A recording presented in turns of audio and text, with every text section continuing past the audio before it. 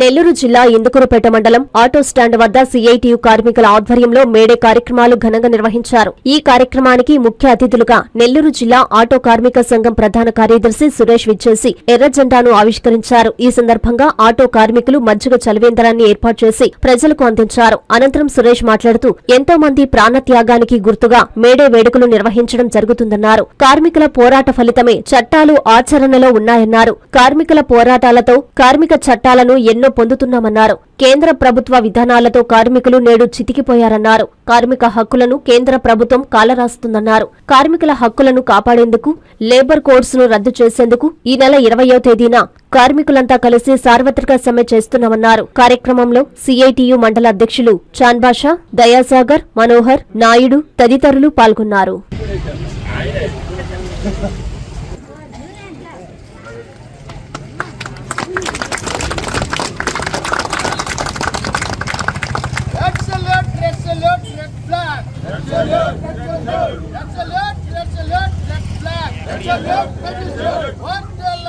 కార్మికుల ఐక్యత, ప్రపంచ కార్మికుల దీక్ష దినం మేడే, ప్రపంచ కార్మికుల దీక్ష దినం మే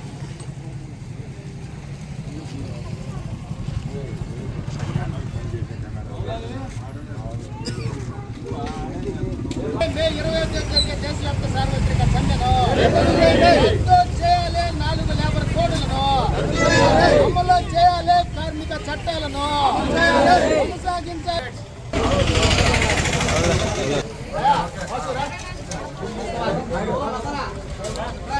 నగరంలో సామ్రాజ్యవాద పెట్టుబడిదారులకు వ్యతిరేకంగా కార్మిక వర్గం 8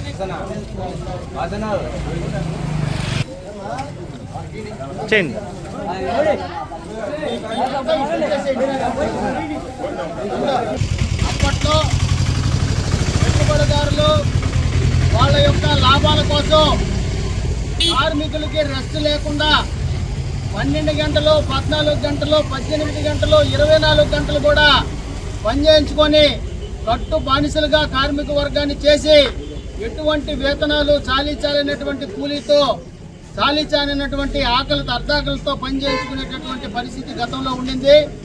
కార్మికులు శ్రామికుల యొక్క శ్రమని నిలువుదోపిడీ చేసేటటువంటి ఆ యొక్క పెట్టుబడిదారీ విధానానికి వ్యతిరేకంగా 1886వ సంవత్సరంలో అమెరికాలోని చికాగో నగరంలో ఒక పెద్ద ప్రదర్శన ఏ మార్కెట్ యార్డ్లో జరిగింది. ఆ ప్రదర్శన యొక్క సారాంశం కార్మికులకి 8 గంటల పనిదినం ఇవ్వాలి. రోజులో ఉండేటటువంటి 24 గంటలకు సంబంధించి 8 గంటలు కుటుంబ అవసరాల కోసం, 8 గంటలు రెస్ట్ తీసుకోవడం కోసం, 8 గంటలు ఫ్యాక్టరీల్లో పనిచేసేదానికి ఈ యొక్క 8 గంటల పనిదినం కోసం భారీ ఎత్తున జరిగినటువంటి ప్రదర్శన ర్యాలీలో అమెరికా సామ్రాజ్యవాద పోలీసులు ఈ యొక్క ర్యాలీపై, కార్మికుల యొక్క ర్యాలీపై విచక్షణ రహితంగా జరిపినటువంటి కాల్పుల్లో 7 మంది కార్మికులు అమరులయ్యారు. ఈ యొక్క కార్మికుల యొక్క రక్తపు ఏరులో నుంచి ప్రవహించినటువంటి ఆ రక్తపు ఏరుల్లో నుంచి ఒక తెల్ల కార్మికుడి యొక్క తెల్ల చొక్కా, తడిచినటువంటి చొక్కాని పైకి ఎగరేయడం జరిగింది. దానికి దిక్సూచిగా ఈరోజు ప్రపంచవ్యాప్తంగా మేడే దినాన్ని జరుపుకుంటా ఉన్నాం. కార్మికుల యొక్క పోరాట ఫలితమే ఈరోజు మన దేశంలో 8 గంటల పనిదినం కానీ, పారిశ్రామిక వివాదాల చట్టం కానీ, అదేవిధంగా వేతనాల ఒప్పందం చట్టం కానీ, సమ్మె చేసే హక్కు కానీ, సంఘం పెట్టుకునే హక్కు కానీ, ఈ విధంగా స్వతంత్రం వచ్చిన తర్వాత, స్వతంత్రం రాకముందు దాదాపుగా 45 కార్మిక చట్టాలను మనం సాధించుకొని ఈ దేశంలో దేశ ఆర్థిక అభివృద్ధికి, కార్మికుల యొక్క సంక్షేమానికి కార్మిక వర్గం అంతా కూడా పాటుపడతా ఉంది. సంవత్సరాల్లో కేంద్రంలో బీజేపీ ప్రభుత్వం అధికారంలోకి వచ్చిన తర్వాత పోరాడి సాధించుకున్నటువంటి ఈ 44 కార్మిక చట్టాలను, కార్మికులకు ఉండేటటువంటి హక్కులని పూర్తిగా కాలరాసి ఈ దేశంలో 10% ఉండేటటువంటి పెట్టుబడిదారులకు అనుకూలంగా ఈ యొక్క కార్మిక హక్కులన్నింటినీ రద్దు చేసి 4 లేబర్ కోడ్లుగా తయారు చేసి కార్మిక వర్గాన్ని కట్టు బానిసలుగా తయారు చేసేటటువంటి పరిస్థితి కేంద్రంలో ఉండేటటువంటి నరేంద్ర మోడీ బీజేపీ ప్రభుత్వం తీసుకొని వస్తుంది. అంతేకాకుండా ఈ యొక్క దేశంలో సంఘటిత రంగంలో రోజువారీ కూలి చేసుకొని కుటుంబాలను పోషించుకునేటటువంటి కార్మిక వర్గం దాదాపు 40 కోట్ల మంది ఉంది. ఈ 40 కోట్ల మంది కార్మిక వర్గానికి ఎటువంటి చట్టాలు కానీ ఎటువంటి హక్కులు కానీ నేటికి ఈ దేశంలో లేవు. కాబట్టి కార్మికులు ఎంతో పోరాటం చేసి ఈ యొక్క అసంఘటిత రంగంలో ఉండేటటువంటి కార్మిక వర్గానికి సామాజిక భద్రతా చట్టం కావాలని చెప్పి అనేక సంవత్సరాలుగా పోరాటం చేసిన సందర్భంలో అసంఘటిత రంగ కార్మికుల సామాజిక భద్రతా చట్టం 2008 మనకు వచ్చింది. ఈ చట్టం ఉన్నందువల్లే ఈరోజు రాష్ట్రాల్లో కానీ కేంద్రంలో కానీ మనల్ని పరిపాలించేటటువంటి రాజకీయ పార్టీ నాయకులు చచ్చిపోతే డబ్బులు, బతుకుంటే డబ్బులు, కాళ్ళు చేతులు ఇరిగితే డబ్బులు అనేది ఈ యొక్క సామాజిక భద్రతా చట్టం ద్వారానే మనకు వస్తూ ఉన్నాయి.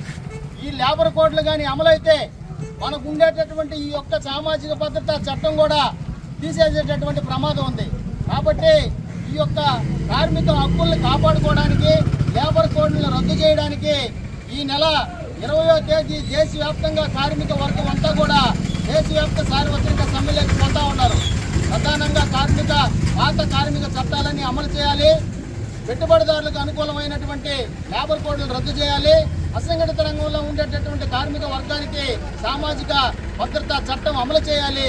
అదేవిధంగా ట్రాన్స్పోర్ట్ రంగంలో ఉండేటటువంటి కార్మికులకు కూడా ఈ యొక్క సెన్సార్ పద్ధతిలో ఉండేటటువంటి లైసెన్సులు అట్లాగే ఎఫ్సీలకు సంబంధించినటువంటి ఫిట్నెస్ సర్టిఫికేట్లు ఇచ్చే విధానాన్ని కూడా రద్దు చేయాలని చెప్పి మేడే సందర్భంగా రద్దు చేస్తున్నాం. ఈ యొక్క కార్మిక హక్కులన్నీ కూడా అందరికీ అనుకూలంగా ఉండేటట్టు పాత పద్ధతిలోనే కార్మిక చట్టాలు అమలు చేసేటట్టు ఉండాలనేసి ఈ యొక్క మేడే సందర్భంగా కార్మిక వర్గం అంతా కూడా 20వ తేదీ జరిగేటటువంటి సమ్మెలోకి పోయేదానికి సమాయత్తం అవుతుంది. కాబట్టి ఈ కార్యక్రమాన్ని జయప్రదం చేసుకునేదానికి ముందుగా ఇప్పుడు మనం ఈ జెండా ఆవిష్కరణ కార్యక్రమాన్ని ప్రారంభించుకుందాం. కానీ